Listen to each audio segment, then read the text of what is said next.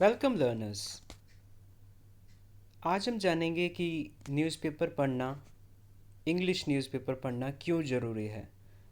इससे हमें क्या फ़ायदा होता है। तो आज हम इसके बेनिफिट्स की बात करेंगे। तो let's start. Knowledge of what is going around you, your city, your state, country and the world. Newspaper से हमें हमारे शहर, हमारे राज्य, हमारे देश और दुनिया के बारे में पता चलता है कि क्या क्या नई घटनाएं या क्या कुछ नया हो रहा है। यह है न्यूज़पेपर का मुख्य काम है, यह आप जानते ही हैं। अगला, the news covered in it are carefully selected by a well qualified editor.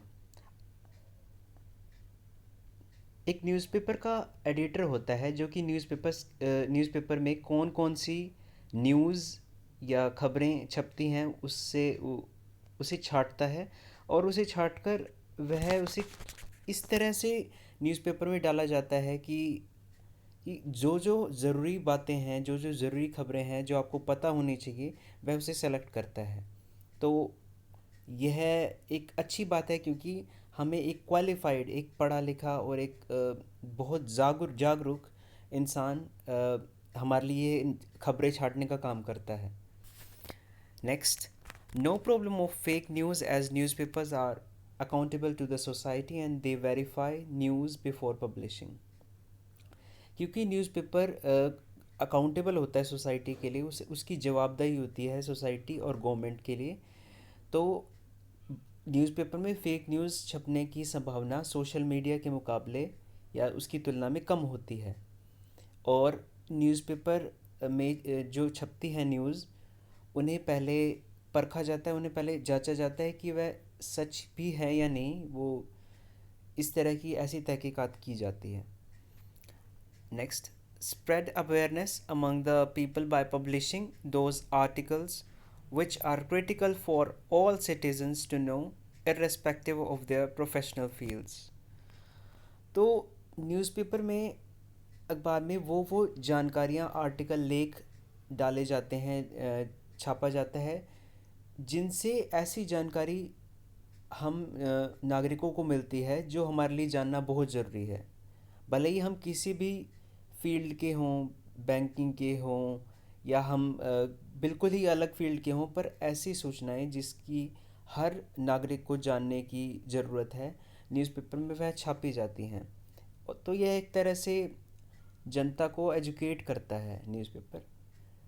आप इसका एग्जांपल इस तरह ले सकते हैं कि जब कोरोना काफ़ी फैला हुआ था, उस दौरान न्यूज़पेपर ने काफ़ी भ्रम तोड़े थे कोरोना वायरस के से रिलेटेड।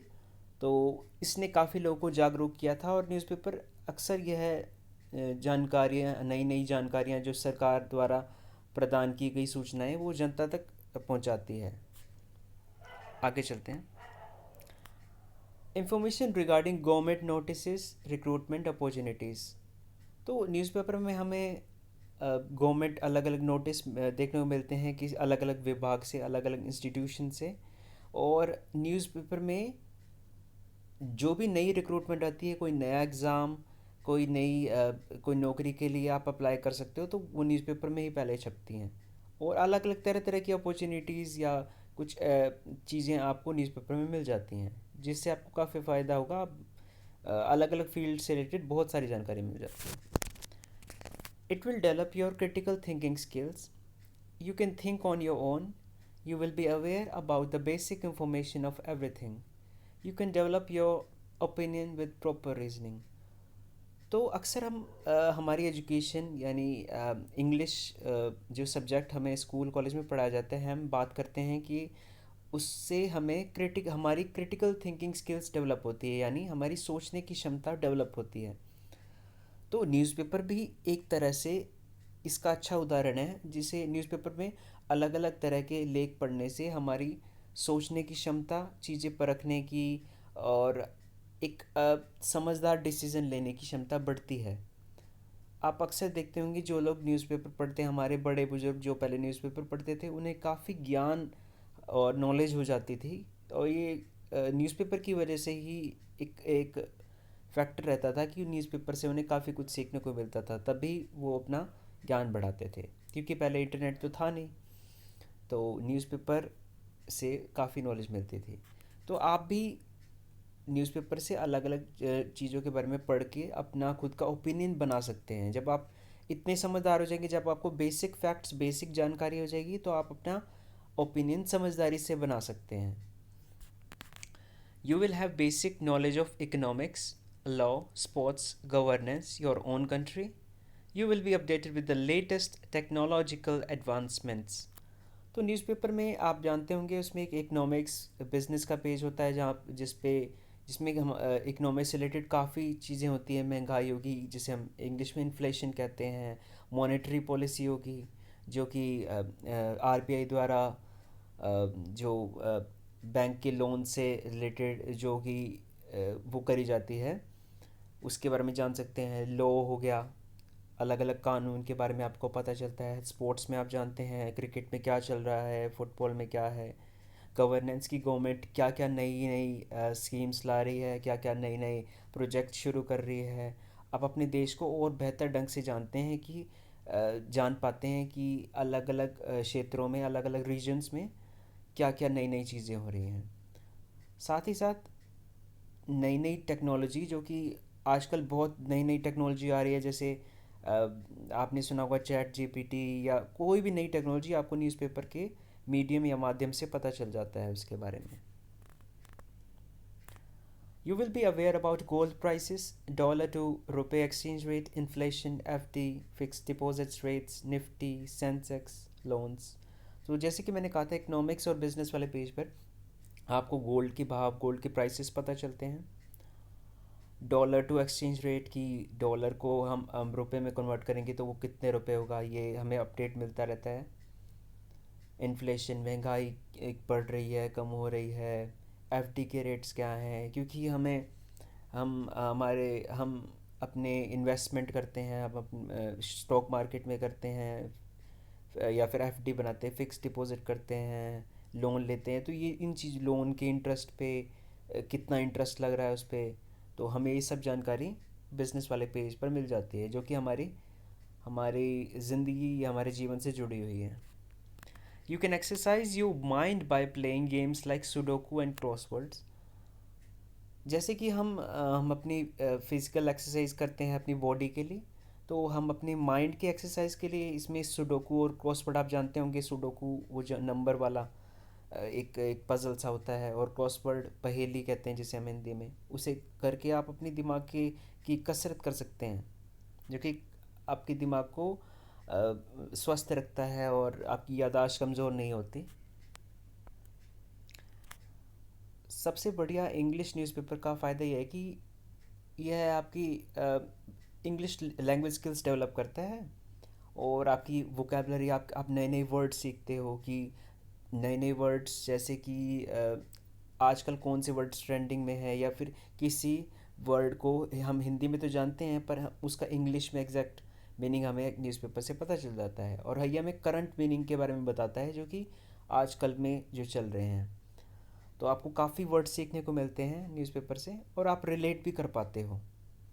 जैसे कि हमें कहा जाता है बुक से पढ़ना, कई कई लोग बुक पसंद नहीं करते पढ़ना, और उन्हें इतना टाइम नहीं होता, तो वो न्यूज़पेपर पढ़ के अपनी देश दुनिया की जानकारी, करंट अफेयर, वो उसके बारे में जानने के साथ साथ अपनी इंग्लिश भी इम्प्रूव कर सकते हैं। ये एक अच्छा मीडियम है इंग्लिश सुधारने का।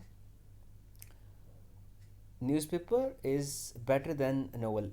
मैं यह समझता हूँ कि न्यूज़पेपर नोवेल से बेहतर है, अगर आप अपनी वोकेबलरी बढ़ाना चाहते हैं या अपनी बेसिक इंग्लिश इम्प्रूव करना चाहते हैं।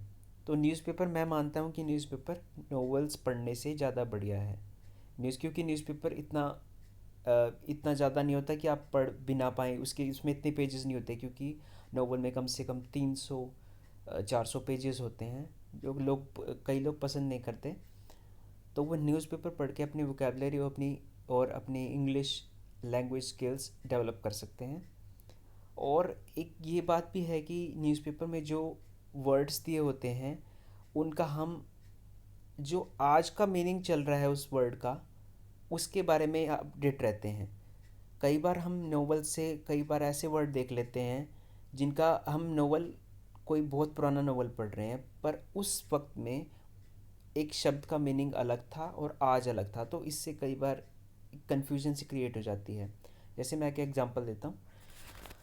ट्रेन, भले ही हम इस वर्ड को आज एक ट्रेन यानी रेलगाड़ी के रूप में यूज़ करते हैं, पर बहुत टाइम पहले ट्रेन का मतलब यह होता था कि एक कोई बड़ा आदमी जिसके नौकर चाकर या उसके उसकी सेवा के लिए लोग उसके पीछे पीछे रहते थे, तो उसे ट्रेन कहा जाता था। पर आज आप देखोगे तो ट्रेन का मतलब उससे कितना बिल्कुल अलग है।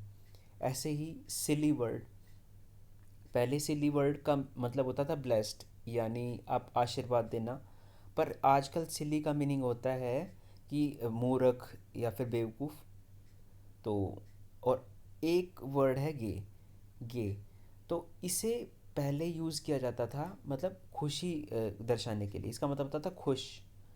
लेकिन आज इसका मतलब होता है कि जो वो होते हैं जो सेम सेक्स रिलेशन में होते हैं उन्हें गे कहा जाता है। तो आप देखेंगे इसमें कितना चेंज आया है पहले से। तो न्यूज़पेपर मैं मानता हूँ वोकेबलरी के लिए, वोकेबलरी इम्प्रूवमेंट बढ़ाने के लिए नोवेल से अच्छा है। तो कुछ ऐसी बातें जो आपको याद रखनी होगी, जो आपको न्यूज़पेपर सेलेक्ट करने में या फिर उससे रिलेटेड चीज़ों में हेल्प करेगी। पहला है, choose a newspaper which is not involve in any propaganda generation. तो आप एक ऐसा न्यूज़पेपर सेलेक्ट कीजिए जो कि किसी किसी एक पर्टिकुलर पार्टी या किसी एक पर्टिकुलर थॉट को फॉलो ना करता हो, जो कि सच दिखाने में दिलचस्पी नहीं है जिस न्यूज़पेपर की, लेकिन किसी किसी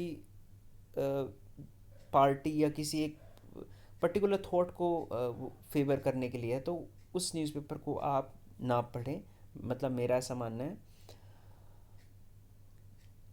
it's up to you, but I would advise you to ignore political news. हाँ, आप पढ़ सकते हो, पर लेकिन मैं आपको ये कहूँगा कि पॉलिटिकल लीडर्स की एक दूसरे की फ़ाइट या पॉलिटिकल न्यूज़ उसको आप इग्नोर करें अगर आप स्टूडेंट हैं, या फिर क्योंकि उनसे हमें कोई बेनिफिट नहीं मिलने वाला। उनकी आपस में लड़ाई चलती रहती है, ये वो एक दूसरे को कुछ कहते रहते हैं, हमें अ, उनसे सीधा सीधा कोई लेना देना नहीं।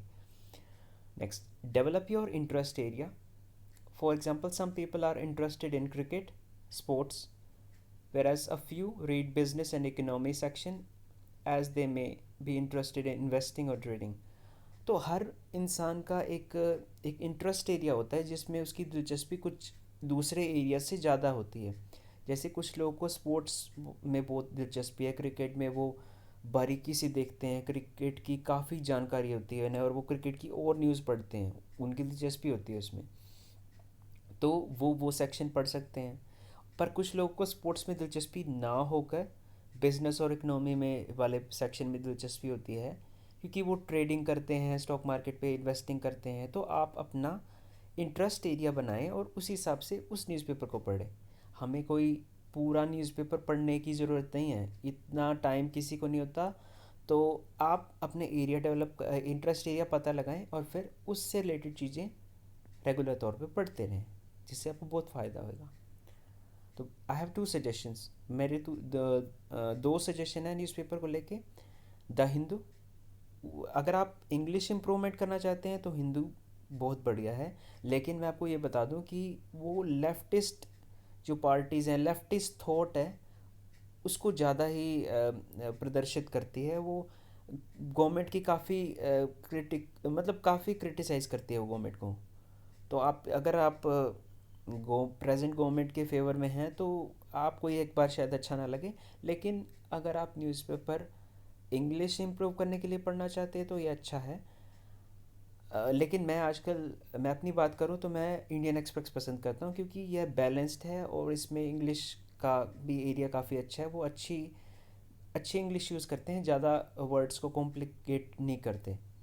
हिंदी में मैं दैनिक भास्कर पढ़ता हूँ। आप हिंदी न्यूज़पेपर भी पढ़ना ही चाहिए, क्योंकि अगर आप हिंदी एरिया से बिलोंग करते हैं तो हिंदी न्यूज़पेपर भी पढ़ना चाहिए।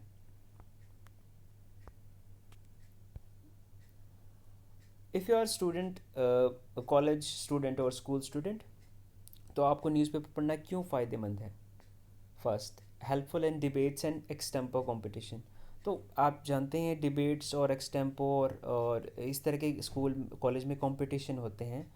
तो उसमें आपको एक टॉपिक पर बोलना होता है, क्योंकि न्यूज़पेपर में हर टॉपिक्स को कवर किया जाता है, भाई सारी सोसाइटी से रिलेटेड, स्पोर्ट्स से रिलेटेड, जो सोसाइटी में क्या अच्छा होता है क्या बुरा होता है, किस तरह की चीज़ें, तो आपको ये काफ़ी नॉलेज होती है। तो ये आपको डिबेट्स और एक्सटेम्पर कंपटीशन में हेल्प करेगा। Next, you can give active response in the classroom as you learn beyond classrooms. तो जैसे मैंने कहा कि न्यूज़पेपर से हमें हमारी बेसिक अंडरस्टैंडिंग डेवलप होती है हर टॉपिक्स पे, हर चीज़ों पे। तो आपको, आपके पास काफ़ी विचार होते हैं, आपके पास काफ़ी ओपिनियन होते हैं। तो क्लास में कुछ भी पूछा जाता है, आप हो सकता है कि आपको पहले से ही उसके बारे में जानकारी हो। जैसे कि अगर आप सोशल साइंस और इंग्लिश जैसे या फिर जीके जैसे सब्जेक्ट पढ़ रहे हैं, तो उसमें काफ़ी आपको हेल्प मिलती है न्यूज़पेपर से। Having great English skill, it will boost the confidence of the student, क्योंकि इंग्लिश काफ़ी मार्केटेबल स्किल है इंडिया में, इसकी काफ़ी वैल्यू है। तो इससे आपका कॉन्फिडेंस डेवलप होता है। अगर आपकी अच्छी इंग्लिश है तो आपका अपने ऊपर कॉन्फिडेंस डेवलप होएगा, तो आप और चीज़ों को अच्छी तरह कर पाएंगे बिना नर्वस हुए, क्योंकि आपको विश्वास होगा कि मैं मुझे मेरे पहले ही इंग्लिश स्किल अच्छी है। तो इससे कॉन्फिडेंस डेवलप होता है।